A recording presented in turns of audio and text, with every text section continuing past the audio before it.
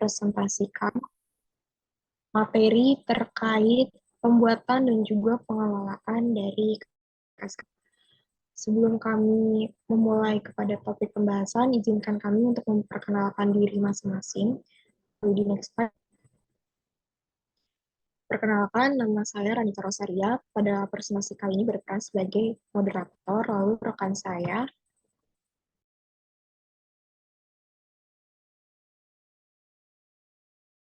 Saya Gina Ambarulan. Perkenalkan, saya Nia Nastibi. Saya Muhammad Chandra Ditya.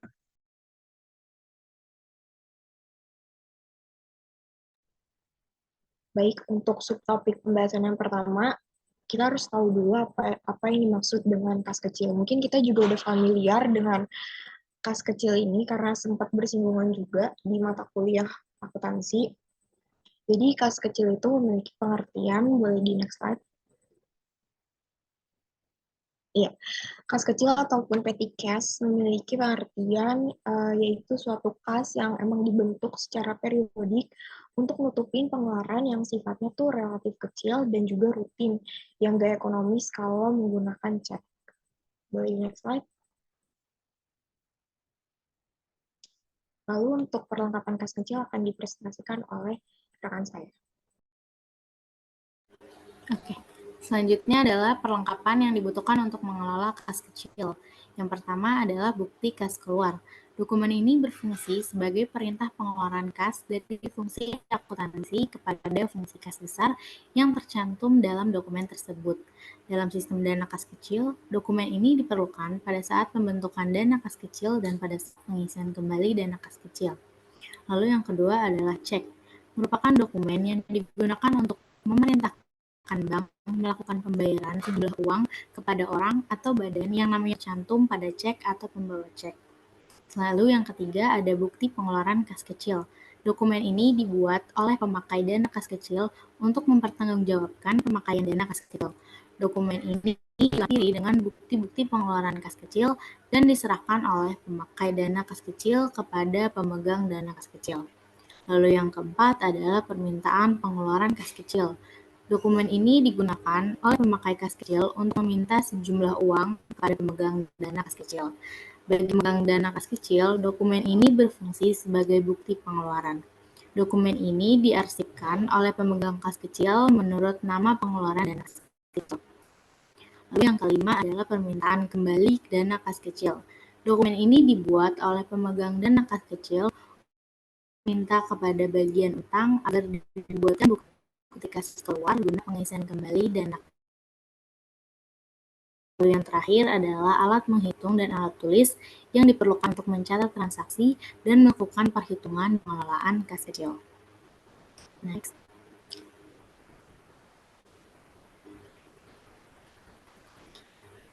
Materi selanjutnya ada jalur pengisian dana kas kecil. Yang pertama, langkah pertama dari pengisian atau penerimaan dana kas kecil dilaksanakan dengan pengajuan permohonan pengisian dana kas kecil yang telah disetujui kepada pimpinan. Lalu selanjutnya, bagian keuangan atau bendahara perusahaan akan mengeluarkan sejumlah dana untuk kas kecil setelah ada pengajuan atau permohonan pengisian dana yang telah disetujui. Dan dari penerimaan dana tersebut akan terbit bukti transaksi. Apabila penerimaan dana berasal dari pengisian tunai melalui bagian kasir, maka bukti transaksi yang terbit adalah kwitansi. Sedangkan pemasukan dana kas kecil yang berasal dari penarikan tunai melalui bank, bukti transaksi yang terbit adalah bukti penarikan tunai dari bank. Selanjutnya ada pemeriksaan bukti transaksi. Jadi bukti transaksinya akan diperiksa apakah nominal yang tercantum dalam bukti sesuai dengan jumlah yang diterima atau enggak. Dan apabila sudah sesuai, maka pengisian atau penerimaan tersebut dapat dicatat dalam bukti kas masuk. Ini ada contohnya dari formulir pengajuan dana dan bukti kas masuk. Selanjutnya ini ada yang bukti penerimaannya yang di sebelah kiri itu kalau melalui bank dan yang sebelah kanan kalau tunai. Materi selanjutnya akan dijelaskan oleh rekan saya. Materi selanjutnya adalah kas kecil sistem Impress. Next. Nah, metode impres sendiri adalah metode pembukuan kas kecil di mana jumlah rekening kas kecil selalu tetap. Setiap terjadi pengeluaran, pemegang kas kecil tidak langsung melakukan pencatatan, tetapi hanya mengumpulkan bukti-bukti pengeluarannya. Pada waktu yang telah ditetapkan, yaitu pada saat pengisian kembali kas kecil, baru dilakukan pembukuan berdasarkan bukti-bukti pengeluaran. Kemudian pemegang kas kecil mengajukan pembentukan dana kas kecil kepada bendahara kas yang besarnya sesuai dengan pembukuan dan bukti-bukti pengeluaran, sehingga dana kas kecil tetap sama dengan jumlah di awal. Nah, selanjutnya ada ciri-ciri metode impres. Yang pertama yaitu adalah nominal dana kas kecil yang tersedia akan disesuaikan dengan kebutuhan perusahaan. Yang kedua, jumlah pengisian ulang kas kecil tidak harus sama dengan nominal saldo awal. Dalam hal ini, nominal pengisian ulang bisa lebih besar atau justru lebih kecil. Yang ketiga, pembentukan maupun pengisian ulang dana kas kecil dicatat di akun debit. Yang keempat, bukti pengeluaran kas kecil akan dicatat ke buku jurnal kas kecil dengan mendebit akun terkait penggunaan kredit. Next. Nah, selanjutnya ada langkah-langkah operasional metode impres. Yang pertama, untuk pembayaran pengeluaran yang diprediksikan dapat memenuhi kebutuhan dalam jangka waktu tertentu. Yang kedua adalah dana kas kecil digunakan pembayaran pengeluaran. Yang ketiga, setelah dana kas kecil habis, kasir kas kecil melakukan pembentukan dana kas kecil kembali, yaitu dengan cara mengisi sebesar jumlah pengeluaran. Next. Ini adalah kelebihan dan kekurangannya. Kelebihannya adalah penghematan waktu bagi kasir kas kecil. Lalu ada menghemat waktu dalam pembukuan pengeluaran rekening nominal. Kekurangannya, jumlah saldo yang kecil akan susah diketahui karena jumlah saldo pasti hanya bisa diketahui ketika pengisian kas kecil dilakukan. Tidak bisa melakukan penambahan saldo di tengah periode. Apabila terjadi kekurangan dalam pengisian saldo, cenderung tidak akan diketahui berapa kekurangan tersebut. Next. Selanjutnya akan dijelaskan oleh rekan saya. Dan materi selanjutnya ada kas kecil sistem fluktuasi. Jadi, metode fluktuasi ini merupakan kebalikan dari metode impres. Artinya, jumlah uang kas kecil selalu berubah menyesuaikan kebutuhan. Perusahaan yang menerapkan metode fluktuatif harus melakukan pengecekan secara berkala, dan tugas ini diserahkan kepada pemegang akses kas kecil. Tujuannya, agar uang kas kecil selalu tersedia ketika dibutuhkan sewaktu-waktu. Dalam sistem fluktuasi, setiap terjadi perubahan jumlah uang kas kecil, maka harus langsung dibukukan, baik itu penambahan maupun pengeluaran. Jadi buku pengeluaran kas kecil memiliki fungsi sebagai buku jurnal dan menjadi dasar untuk proses pemustingan ke buku besar nantinya. Selanjutnya ada ciri-ciri metode fluktuasi. Yang pertama, nominal dana kas kecil yang tersedia akan disesuaikan dengan kebutuhan perusahaan. Yang kedua, jumlah pengisian uang kas kecil tidak harus sama dengan nominal saldo awal. Dalam hal ini, nominal pengisian uang bisa lebih besar atau justru lebih kecil. Yang ketiga, pembentukan maupun pengisian ulang dana kas kecil dicatat di akun debit. Yang keempat, bukti pengeluaran kas kecil akan dicatat ke buku jurnal kas kecil dengan mendebit akun terkait penggunaan kredit. Selanjutnya ada cara kerja metode fluktuasi. Yang pertama ada pengeluaran fleksibel. Perusahaan mengeluarkan dana tunai sesuai dengan kebutuhan operasional harian atau mingguan tanpa batasan jumlah tetap. Yang kedua, pemantauan ketat. Dalam metode fluktuasi, perusahaan perlu memantau pengeluaran tunai dengan sangat ketat untuk menghindari pemborosan dan penyalahgunaan dana. Yang ketiga, reportasi fleksibel. Perusahaan harus memiliki sistem pelaporan yang kuat untuk melacak dan memeriksa semua pengeluaran tunai yang dilakukan. Yang terakhir ada kelebihan dan kekurangan dari metode fluktuasi. Untuk kelebihannya sendiri, yang pertama ada fleksibilitas maksimum. Jika perusahaan menggunakan metode fluktuasi, itu akan memberikan fleksibilitas penuh terhadap mengelola dana tunai pada kas kecil. Tidak ada batasan jumlah tetap yang harus dijaga, sehingga memungkinkan untuk menyesuaikan pengeluaran dengan kebutuhan sebenarnya. Yang kedua, responsif terhadap perubahan. Ketika perusahaan menghadapi fluktuasi musiman atau keadaan darurat, perusahaan dapat menyesuaikan penggunaan dana tunai secara responsif. Selanjutnya, untuk kekurangan dari metode fluktuasi, yang pertama, kendali yang kurang ketat. Salah satu kekurangan utama dari metode fluktuasi adalah kurangnya kendali yang kurang ketat terhadap pengeluaran dana tunai. Pasalnya, tidak ada batasan jumlah tetap pada dana kas kecil dan bisa mengakibatkan pemborosan atau penggunaan dana yang tidak efisien. Yang kedua, kesulitan pelacakan. Pelacakan dan pencatatan pengeluaran tunai bisa menjadi lebih rumit ketika menggunakan metode fluktuasi. Hal ini disebabkan karena tidak ada jumlah tetap yang harus dipertahankan. Oleh karena itu, membutuhkan sistem pelaporan yang lebih cermat dan teliti.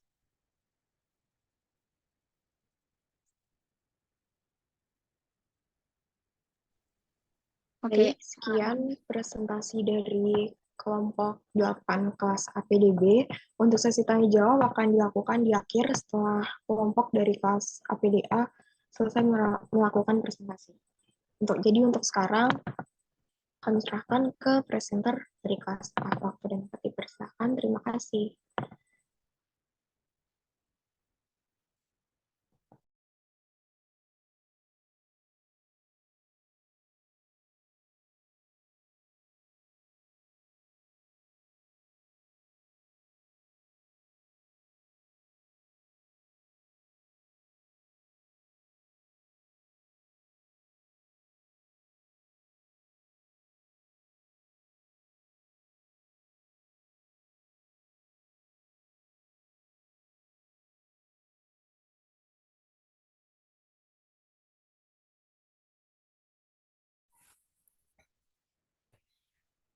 Assalamualaikum warahmatullahi wabarakatuh. Selamat sore semuanya. Yang terhormat Bapak Profesor Dr. Henry Arianto MM dan yang saya hormati Bapak Adnan Kasopi SPD MBI selaku dosen pengampu mata kuliah pengantar ilmu administrasi dan kesekretariatan yang saat ini sedang berhalangan untuk hadir, namun tidak mengurangi rasa hormat saya serta teman-teman semua yang telah hadir pada kelas hari ini. Sebelumnya, perkenalkan nama saya Tia Alma Mega selaku moderator yang akan memandu jalannya presentasi hari ini. Presentasi hari ini akan dibawakan oleh kelompok kami yaitu kelompok 8 mengenai mengelola dan membuat laporan kas kecil.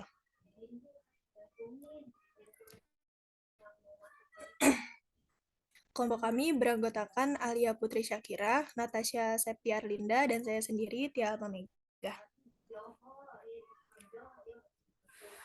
Untuk pokok bahasan yang akan kami paparkan pada presentasi hari ini yaitu pengertian kas kecil, perlengkapan kas kecil, jalur pengisian dana kas kecil sistem impres, kas kecil sistem fluktuasi, dan perbedaan kas kecil sistem impres dan fluktuasi.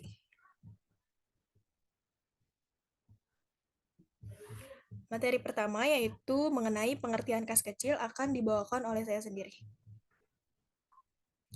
Jadi pengertian dari kas kecil adalah jumlah uang kas atau uang tunai yang disediakan sebuah perusahaan yang digunakan untuk membayar pengeluaran-pengeluaran yang jumlahnya relatif kecil dan tidak perlu dibayar dengan cek.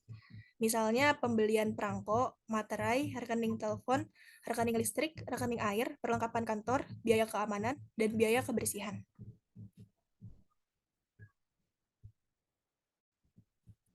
Untuk materi selanjutnya yaitu mengenai perlengkapan kas kecil akan dipaparkan oleh Natasha. Untuk Natasha dipersilakan.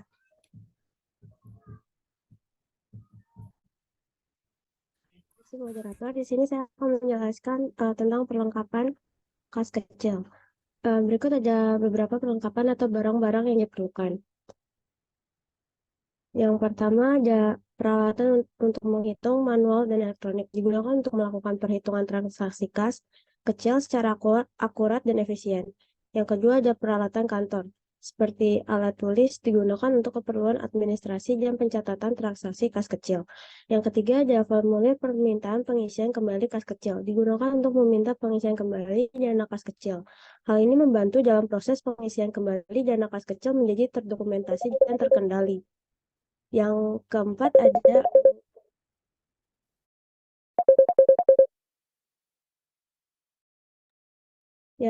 ada formulir permintaan pengeluaran kas kecil, digunakan untuk mengajukan permintaan pengeluaran dana kas kecil. Hal ini membantu dalam proses persetujuan dan pencatatan pengeluaran kas kecil.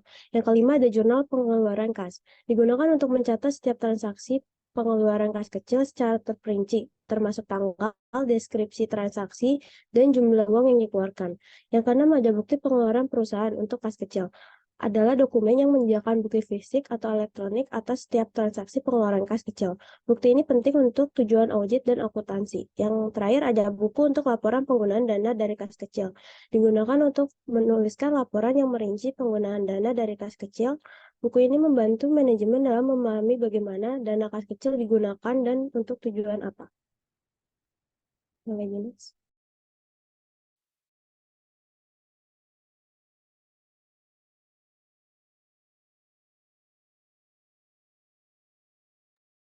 Selanjutnya saya kembalikan ke moderator. Selanjutnya ada materi jalur pengisian dana kas kecil. Jalur pengisian dana kas kecil yaitu yang pertama pembentukan dana kas kecil.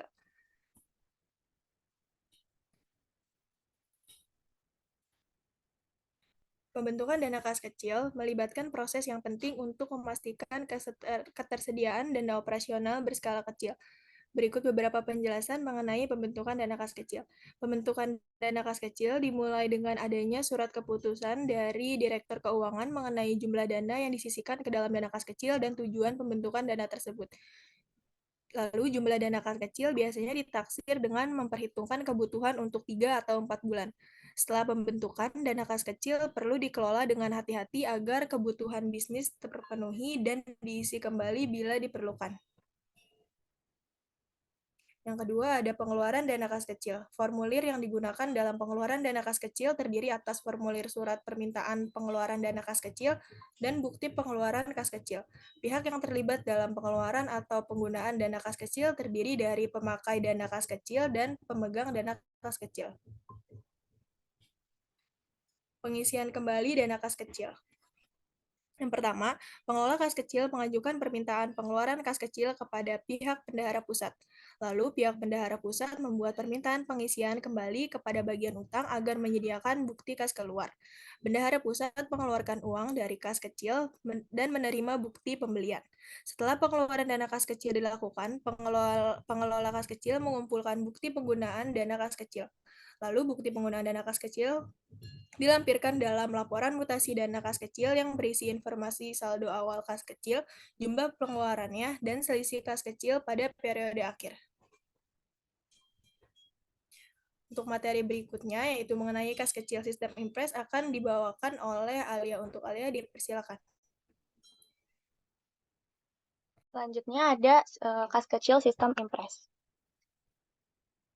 Kas kecil sistem Impress ini merupakan suatu cara mengelola kas kecil yang mana di dalamnya mempunyai sistem dana tetap untuk kas perusahaan, sehingga dana tersebut bisa ditentukan dari jumlah dan kas kecil yang sudah ada sebelumnya.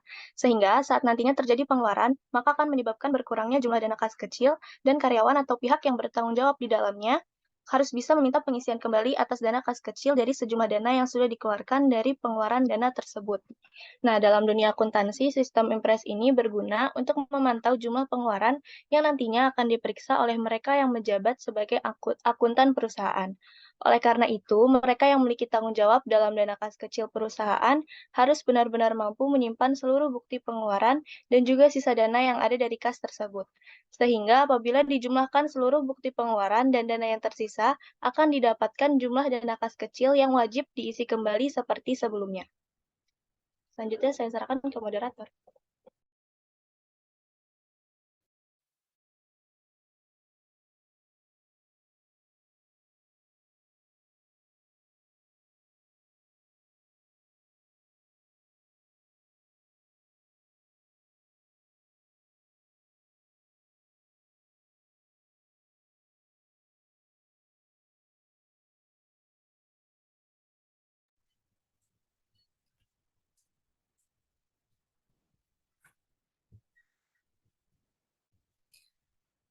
Selanjutnya DCCS Breaking yang akan dipaparkan oleh Alia. Untuk Alia dipersilakan.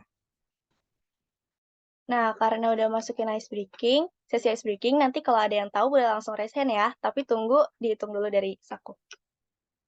Boleh di next?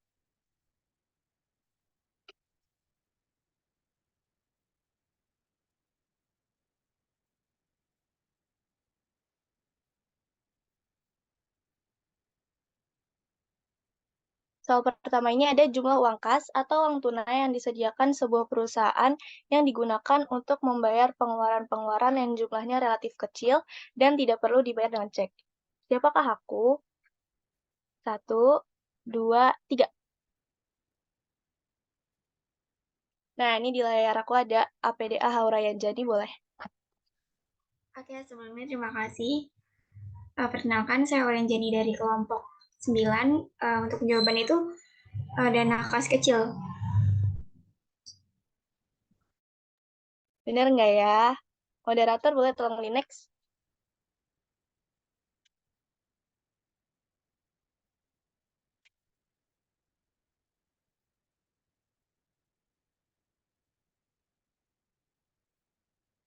Ya, betul jawabannya. Selamat pada Haura.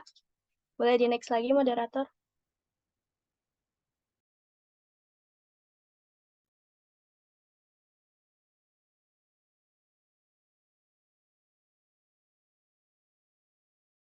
Nah, soal kedua ini ada digunakan untuk mencatat setiap transaksi pengeluaran kas kecil secara terperinci, termasuk tanggal, deskripsi transaksi, dan jumlah uang yang dikeluarkan. Apakah aku? Yang tahu boleh langsung raise hand dalam hitungan 1, 2, 3.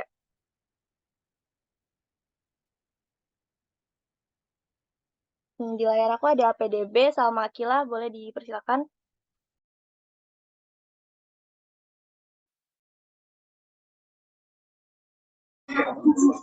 Bukti pengeluaran kas kecil. Boleh tolong langsung di next, moderator.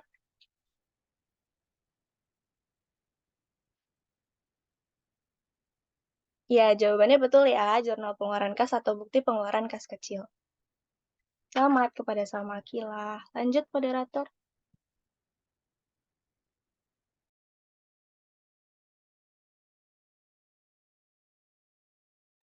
Nah, soal ketiga, sebutkan 3 jalur pengisian dana kas kecil yang sudah dibawakan sebelumnya. Yang tahu boleh langsung raise hand ya, 1, 2, 3. Boleh untuk APDA, Natasha, dan Citra.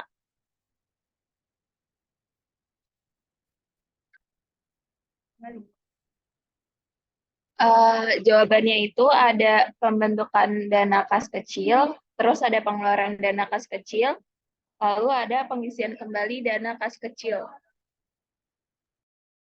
Benar nggak ya jawabannya? Moderator boleh tolong di next.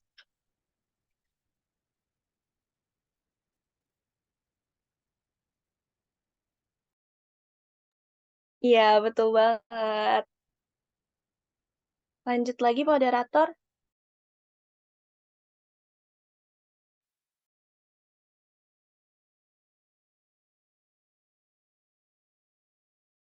Nah, di soal keempat ini ada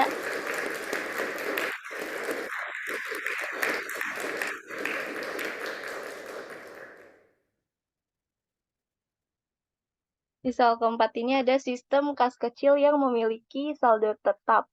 Artinya kasir kas kecil akan memastikan pengeluarannya sesuai dengan pemasukan yang ada. Dari pengertian tersebut, termasuk sistem apakah itu? Ada yang tahu jawabannya? Ada APDA, Veriska, dan Afina.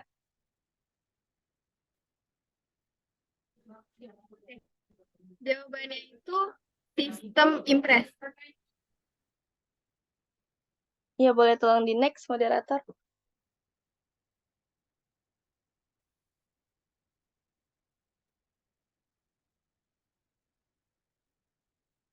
Iya, jawabannya betul, Veriska sama Afina. Selamat. Boleh tolong di next lagi, moderator?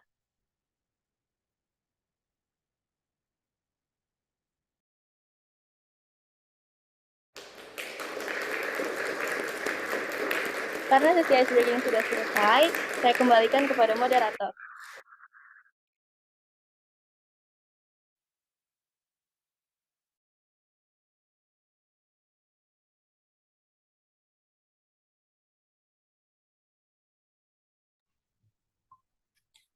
Nah, karena sesi ice breaking sudah selesai, kita Lanjut materi berikutnya, yaitu mengenai kas kecil sistem fluktuasi yang akan dipaparkan oleh Natasha. Natasha, dipersilakan. Sebagai moderator, di sini saya akan menjelaskan tentang kas kecil sistem fluktuasi. Boleh di next?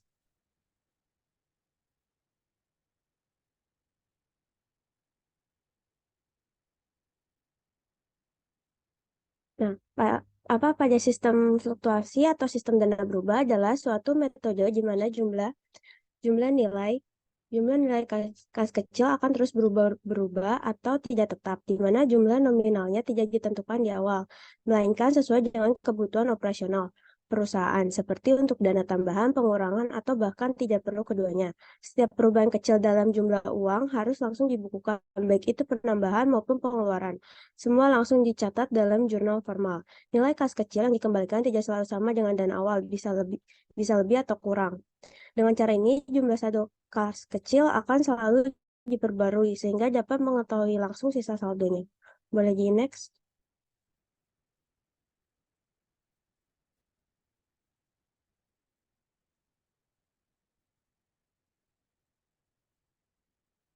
Nah, selanjutnya ada materi perbedaan kas kecil, sistem impres, dan fluktuasi. Boleh di next?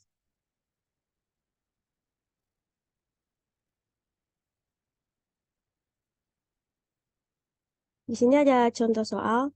PT Jaya Abadi menyelenggarakan kas kecil untuk pengeluaran kecil. Transaksi yang berhubungan dengan kas kecil selama bulan April 2015 adalah sebagai berikut. April tanggal 1, pemegang kas kecil menerima uang sebesar 2 juta sebagai pembentukan dana kas kecil.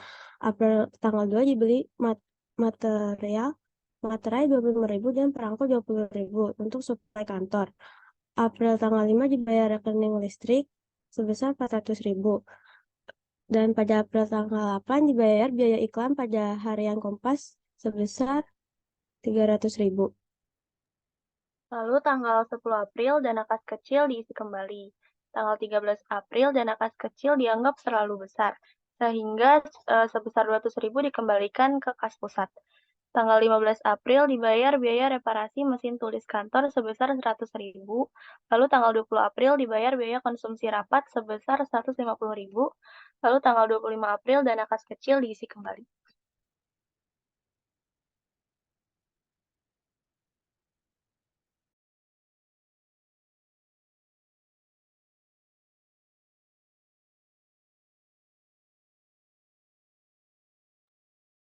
Nah, di sini tuh ada perbedaan dari kas kecil sistem impres yang sebelah kiri dan kas kecil sistem fluktuasi sebelah kanan.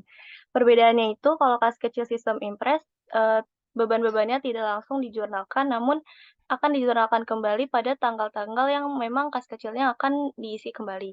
Sedangkan kalau kas kecil sistem fluktuasi, beban-bebannya langsung dijurnalkan. Boleh di next.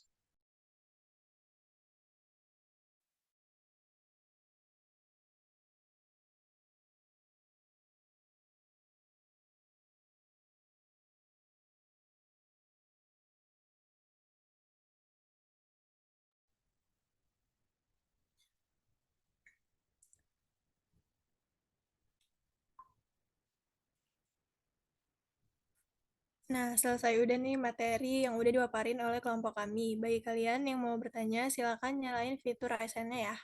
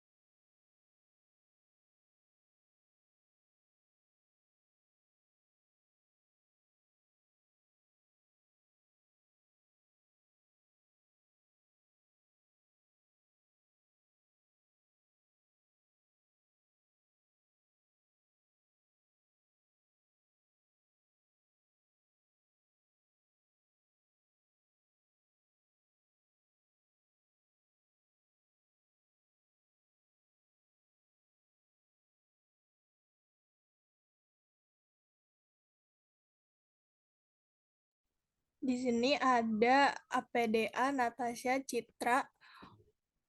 Boleh pertanyaannya? Saya Citra Ayu dari kelompok 6, izin bertanya. Sebelumnya mohon maaf ya kalau misalkan berisik.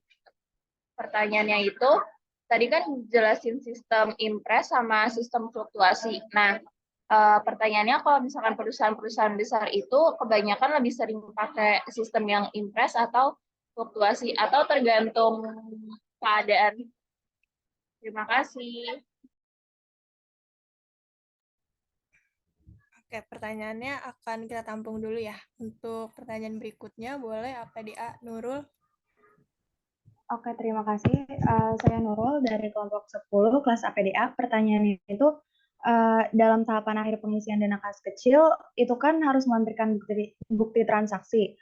Nah, bagaimana jika transaksi yang dilakukan tidak mendapatkan bukti transaksi? Apa yang harus dilakukan oleh pemegang dana kas kecil jika tidak adanya bukti transaksi? Terima kasih.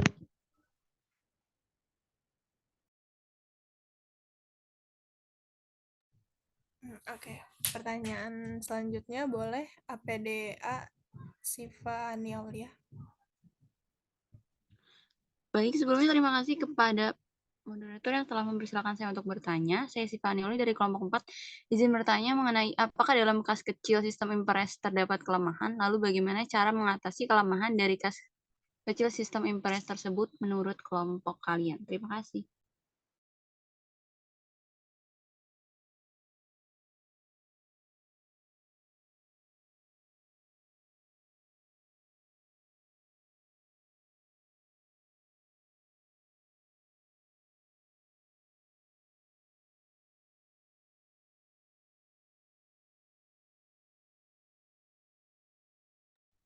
Baik, untuk pertanyaannya akan kami diskusikan terlebih dahulu. Selanjutnya akan diserahkan kepada moderator kelompok 8 kelas B. Baik, terima kasih atas kesempatannya moderator A. Di sini dari APDB ada Mutia ya. Iya, Mutia dipersilakan untuk unmute. Oke, terus berikan pertanyaan. Halo, apakah suara saya terdengar? Terdengar. Oke, pertanyaan saya simpel dan cukup cepat ya. Apa yang terjadi jika suatu perusahaan tidak memiliki dana kas kecil? Karena saya cukup penasaran. Itu saja, terima kasih. Terima kasih atas pertanyaannya Mutia. Selanjutnya di sini ada Utami. Untuk Utami, waktu dan tempat dipersilakan. Oke, baik. Terima kasih atas kesempatannya. Sebelumnya mau apresiasi dulu untuk presentasi yang tadi dijelaskan. Di sini mau tanya apa yang bakal terjadi kalau pada sebuah perusahaan itu dalam pengelolaan kas kecil itu tidak memadai. Dampak untuk perusahaannya itu apa sih? Itu aja. Terima kasih. Terima kasih banyak Utami atas pertanyaannya. Selanjutnya di sini ada Balkis. Ada Balkis, waktu dan tempat dipersilakan. Oke, terima kasih kepada moderator atas kesempatannya. Izin bertanya, bagaimana sih strategi dalam mengelola atau mengontrol penggunaan kas kecil ini agar tetap efisien dan terkelola dengan baik? Terima kasih. Terima kasih Balkis atas pertanyaannya. Selanjutnya di sini ada Yuda. Kepada Yuda, waktu dan tempat dipersilakan. Baik, terima kasih atas kesempatannya. Saya mau bertanya tentang bagaimana cara kita mengoptimalkan penggunaan kas kecil ini untuk meningkatkan likuiditas perusahaan. Terima kasih Yuda atas pertanyaannya. Last question ya, di sini ada dari Nara. Kepada Nara, waktu dan tempat dipersilakan.